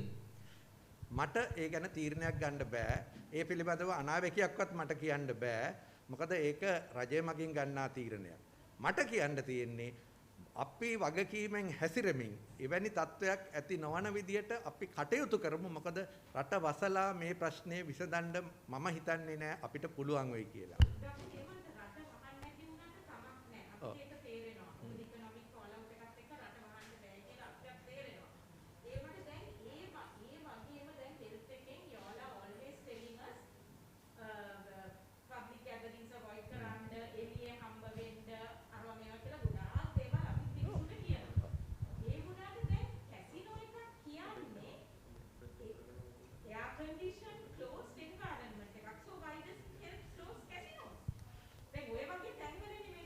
ඒක මගේ තීරණයක් නෙමෙයි. මේ ප්‍රශ්නය අපේ රජයට ඉදිරිපත් කරන්න. මොකද මේක සෞඛ්‍ය අමාත්‍යාංශයේ හැටියට අපි කියලා තියෙන්නේ පබ්ලික් ගැදරින් අපිට අවම කරන්න කියලා.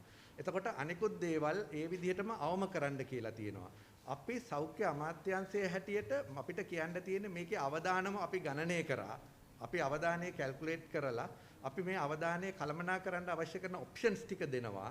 ඊට පස්සේ තමුන්නාන්සේලා ඉදිරියට ඇවිල්ලා මේක පිළිබඳව දැනුම් දීලා රටේ ජනතාව කොහොමද මේකට සහාය ලැබෙන්න ඕනේ කියන අවදානම sannivedanaya කිරීමේ ක්‍රියාවලිය කරනවා. මේ සියල්ලදී අපි බලන්න ඕනේ රටක් හැටියට මේ කටයුත්ත කරනකොට අපි නෙමෙයි ඒ තීරණ ගන්නෙ. ඒකට සමාජික ආර්ථික සියලුම ෆැක්ටර්ස් එකට ගලපලා තීරණ ගැනීමක් කරන්නේ. එතකොට ඒ තීරණ අනුව තමයි මේක සිද්ධ වෙන්නේ. මේක මේ ලංකාවට විශේෂ වූ දෙයක් නෙමෙයි. ලෝකයේ පුරාම ලෝකයේ තියෙන risk management principle එක තමයි risk assessment, risk management, risk communication. එතකොට risk assessment එක කියන්නේ අවදානම කොච්චරද බරපතලද කියලා assess කරලා දෙනවා. risk management කියන්නේ ඒ අවදානම කොහොමද කළමනාකරණය කරන්නේ කියන එකට ඒ විවිධ පාර්ශවයන් එකතු වෙලා කටයුතු කරනවා. ඊට පස්සේ ඒ කරන ක්‍රියාවලිය තමුන්නාන්සේලාට දැනුම් දෙන එක තමයි risk communication කියන්නේ. ඉතින් මේ සියල්ල කිරලා මැනලා තමයි මේ ක්‍රියාවලිය සිද්ධ වෙන්නේ. මේක ලංකාවේ විතරක් වෙන එකක් නෙවෙයි ලෝකයේ පුරාම සිද්ධ වෙන්නේත් ඒකයි.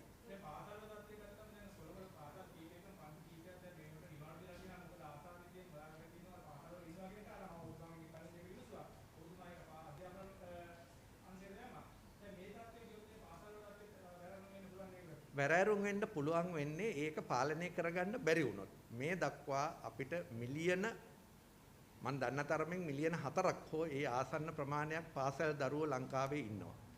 ඒ දරුවන්ගෙන් මේ දක්වා මං හිතන්නේ ඊටාම සුළු ප්‍රමාණයක් තමයි මේ පාසල් ඇරියාට පස්සේ හැදිලා තියෙන්නේ. අද විශේෂඥ වෛද්‍යතුමා ළමා රෝග විශේෂඥ වෛද්‍යතුමාත් කිව්වා වගේ මේ සම්බන්ධයෙන් පාසල් වසා දැමීමට තරම් මේ රෝගයේ පැතිරීම බරපතල වෙලා නැහැ. අපි බලන්න ඕනේ මේ පාසල් වසා දමලා අපේ දරුවෙකුට ජීවිත කාලයකට විතරක් ලබා දෙන මේ ළමා කාලේ අධ්‍යාපනය ලැබීමට තියෙන අයිතිය අහිමි කිරීම නෙවෙයි අපි කොහොම හරි මේ දරුවන්ට විශේෂයෙන් පාසල් අධ්‍යාපනය කියන එක අපිට හැමදාම ගන්න බෑ. අපිට අද ගිහිල්ලා පාසල් යන්න බෑනේ. ඒ නිසා ඒකට අවශ්‍ය කරන පහසුකම සහ වාතාවරණය සකස් කිරීමට රටේ සියලු පුරවැසියන් එකට කටයුතු කිරීමයි වැදගත් වන්නේ. ડોક્ટર මේ පෙබරවාරි මාස වෙන විට පළාත් සභා මැතිවරණය පවත්වීමේ සූදානමක් පවතිනවා. ඒ කියන්නේ සමාජයේ සාකච්ඡාවක් තියෙනවා. දැන් ඒ සඳහා සුදුසුද පරිසරය? ඒ පිළිබඳව අපි සමාලෝචනයක් කරලා නැති නිසා මට මේ මොහොතේ යමක් කියන්න බෑ. ඒ පිළිබඳව සෞඛ්‍ය සේවා අධ්‍යක්ෂ ජනරාල්තුමා වෙත දැනුම් දීමක් කළොත් ඒ කාලයට අනුව සමාලෝචනයක් කරලා තමයි තීරණයක් ගන්න පුළුවන් වෙන්නේ. මොකද දැන් කොහොමත් මේ අවස්ථාවේ නම් සිද්ධ වෙන එකක් නැහැනේ. පෙබරවාරි මාසේ වෙනකොට ඒ පිළිබඳව තියෙන තත්ත්වයක් එක්ක තමයි තීරණයක් ගන්න පුළුවන්. විශේෂඥ වෛද්‍යතුමනි මේ දවස්වල අපි දන්නවා ෆයිසර් එන්නත ලබා දෙනවා ලංකාවේ හැමෝටම. හුඟක් අයට මේ එන්නත් කාඩ්පත මිස්ප්ලේස් වෙලා තියෙනවා. සමහර අයට එන්නත් කාඩ්පත නැති වෙලා අස්ථානගත වෙලා තියෙනවා. මේ අයට සෞඛ්‍ය අමාත්‍යාංශයේ මොකක් හරි ක්‍රමවේදයක් තියෙනවද ආපහු ඒ එන්නත් කාඩ්පත ඩුප්ලිකේට් කරගන්න හරි මේ තුන්වෙනි මාත්‍රාව ලබා ගන්න ගෙනියන්න හරි එහෙම අස්ථානගත වෙච්ච කෙනෙක්ට මේ අපි දත්ත ගබඩාවක තියෙනවානේ. ඒ පළාතේ සෞඛ්‍ය වෛද්‍ය නිලධාරීතුමා හම්බ වෙලා ඒ දත්ත ගබඩාවට ඒගොල්ලන්ට රඟා වෙන්න පුළුවන්. හැඳුනුම්පත් අංකය, પાස්පෝර්ට් අංකය භාවිතා කරලා ඒක හරහා ඒ පිළිබඳව අමතර මේ තොරතුරු ලබාගෙන ඒ අවශ්‍ය කරන මේ එන්නත් කාඩ් එකක් ලබා ගැනීමට අපහසුයක් නැහැ. ඒ වුණොත් අපි කිව්වොත් නිවැරදිද ළඟ තියෙන සෞඛ්‍ය වෛද්‍ය නිලධාරී කාර්යාලයට ගිහිල්ලා ඔබේ එන්නත් කාඩ්පත පිළිබඳව විමසීමක් කරන්න පුළුවන්. විමසීමක් කරන්න කියන්නේ. එතනින් ඒගොල්ලන්ට ගැටලුවක් වුණොත් ඒ හොඳ සෞඛ්‍ය අමාත්‍යාංශයට පැමිණිලි කරන්න කියන්නේ.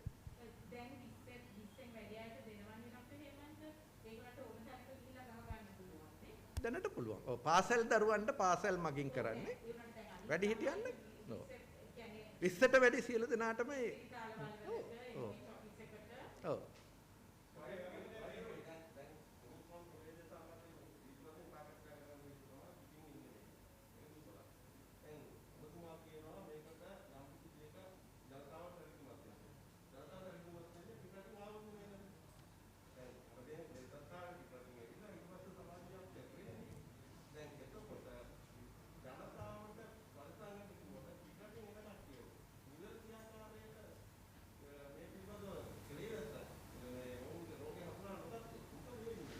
ඒක තමයි මම මේ මාතින නෑ එහෙම කියන්න එපා. මම ඔබතුමා මං මුලදී කතා කරපු දෙයට අහුම්කම් දීලා නෑ. මේක දහස් ගණනක් ලංකාවට පැමිණෙන රටක මේ తত্ত্বය PCR පරීක්ෂණ වලින් කරන්න බෑ. එහෙමනම් රට පුරා තියෙන්න ඕන නිරෝධායන මධ්‍යස්ථාන දවස් 14ක් නිරෝධායනය කරන්න දවසකට 1000ක් එනවා නම් 14000ක් තියාගන්න පුළුවන් පහසුකම් තියෙන්න ඕනේ. දවසකට 2000ක් ආවොත් 28000ක් තියාගන්න පුළුවන් පහසුකම් තියෙන්න ඕනේ. ඉතින් එවැනි තත්ත්වයක් ප්‍රායෝගික නැති නිසා තමයි අපි එන්නත් ලබා දුන්නාට පස්සේ PCR පරීක්ෂණයක් පැය 72කට කලින් නෙගටිව් වෙච්ච අයව ක්‍රියාත්මක කරලා ඒක හරහා මේක පැමිණීම පාලනය කරන්නේ. නමුත් මොනම ආකාරයකින්වත් 100%ක් මේක නවත්තන්න බැරි බව පැහැදිලිවම අපි කිව්වා. ඒකයි මේක අපි විතර නෙවෙයි ලෝකයේ කිසිම රටක ඒක නවත්තලා නැහෙනි. ඉතින් කොහොමද අපි එහෙම ඒක මේ ස්වභාව ධර්මයත් එක්ක අපි මේ කටයුතු කරන්නේ? ඒ නිසා අපි ඒක තේරුම් ගත යුතුයි. අපි සෞඛ්‍ය ඇටියට විද්‍යානුකූලව මේකට මුණ දෙන්න පුළුවන් හොඳම ක්‍රමවේදයටයි මේ මුණ දෙන්නේ. ඒ නිසා අපි ඒ පණිවිඩය තමයි මේ දෙන්නේ. එහෙම නැතුව ගුවන් තොටුපළේ සියලුම මගීන්ට PCR පරීක්ෂණයට ලක් කිරීම මොනම ආකාරයකින්වත් අපි නිර්දේශ කරන්නෙත් නැහැ. ඒක ප්‍රායෝගිකත් නැහැ. 5000ක් කරලා වැඩක් නැහැ නේ. ඊටු ටික සේරම එහෙම වුණොත් අපි පරීක්ෂා නොකර යවුවොත් ඒකයි. වාර්තා වෙනවා. කොහොමද මේනකොට ගිනි ගැනීම සම්බන්ධයෙන් වෙනකොට රෝහල් වලට කොහොමද වාර්තා වීම කොහොමද? ඒක තමයි මම පළමුවෙන්ම කියනවා අපි මමගේ විෂයපතේ තියෙන්නේ කොවිඩ් රෝගය සම්බන්ධයෙන්ුයි. හැබැයි උණ රෝගය සහ අනිකුත් ඩෙන්ගු රෝගය සම්බන්ධයෙන් ආදී කතා කිරීමට ගැටලුවක් නැහැ. අනික් ඒවා ගැන මට තොරතුරු ලැබෙන්නේ නැහැ. ඔබතුමා සෞඛ්‍ය අමාත්‍යාංශයේ මාධ්‍ය ප්‍රකාශක මම කියලා නැහැ. ඔබතුමාලානේ මට එහෙම කියන්නේ. ඔබතුමා මාධ්‍ය ප්‍රකාශක කරන්නේ ඒකයි. මම නියෝජ්‍ය සෞඛ්‍ය අධ්‍යක්ෂ ජනරාල් පමණයි. මෙමයි ඔබතුමාලාට ඉතාමත් වැදගත් පණිවුඩයක් අවසානයේට මම ඉතුරු කරගත්තා. ඒ පණිවුඩේ මම හිතනවා වාර්තා කරන්න පුළුවන් නම් ඒක නම් ලොකු දෙයක්. ඒ මොකද්ද? අපේ රටේ මේ කොවිඩ් රෝගය නැනුවේයි. ඉතා බරපතල වසංගතයක්. මාස 6ක් ඇතුළත පුද්ගලයන් 80000ක් මරණයට පත් කරලා මේ රටේ ජනගහනය මිලියන 5.3ක් තිබිච්ච වෙලාවේ රටේ රෝගීන් මිලියන 6ක් 6 මාසයක් ඇතුළත ඇති කරපු රෝගයක් මේ රටේ තිබුණා. ඒ තමයි මැලේරියා රෝගය. අපි ඒ රෝගය මේ වෙනකොට තුරන් කරලා තියෙනවා. හැබැයි තුරන් කරාට ලෝකේ වටේ රටවල් වල තාම මේ රෝගය තියෙනවා. ඒ නිසාම රෝගීන් පිටරට වලින් මේ කොවිඩ් රෝගය වගේම එනවා. කොවිඩ් රෝගීන් එන විදිහටම තමයි මේකත් එන්නේ අපිට ඇහැට පෙනිලා නෙවෙයි එන්නේ. ඒ නිසාම අපි මෙතෙන්දිත් කරන්නේ අපිට ගුවන් තොටුපළින් එන සියලු දෙනාම ලේ පරීක්ෂාවට ලක් කරන්න බෑ. අපි කරන්නේ මේ පණිවුඩේ ජනතාවට දෙන්න ඕනේ. මේ වෙනකොටත් 2020 අවුරුද්දේ 30 දෙනෙක් හිටියා. මේ අවුරුද්දේ මේ වෙනකොට 23 දෙනෙක් හමු වෙලා තියෙනවා පිටරටින් පැමිණෙන අය ලංකාවේදී මැලේරියා. අබුත් වෙලාවට අපි ඒගොල්ලෝ හොයලා ප්‍රතිකාර කරන නිසා වසංගතයක් හැටියට මේක පැතිරුනේ නැහැ. අද වෙනකොට අපි ජනතාවගෙන් ඉල්ලා සිටින්නේ Tamanට උණ ගැනුණු අවස්ථාවක මේ අය පිටරටක ගොස් පැමිණි කෙනෙක් නම් වෛද්‍ය නිලධාරීවන්ට වෛද්‍ය උපදෙස් ලබා ගන්නා ගමන් Taman පිටරට ගිය බවත් මැලේරියාව පිළිබඳවත් මතක් කරලා පරීක්ෂා කර ගැනීමේ වැදගත්කම අවධාරණය කරන්න. ඒ වගේම මැලේරියා මර්ධන ව්‍යාපාරයේ මගින් පිටරටින් විශේෂයෙන් අප්‍රිකානු රටවල් වලින් පැමිණෙන අයට මැලේරියාව සඳහා PCR පරීක්ෂණ කරන්න පුළුවන්.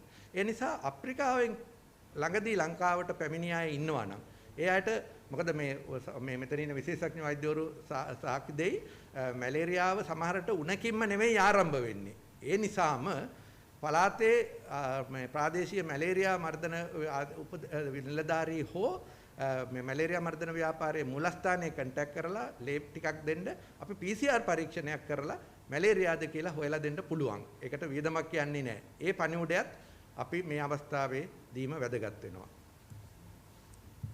Thank you. මේ ෆෝන් එක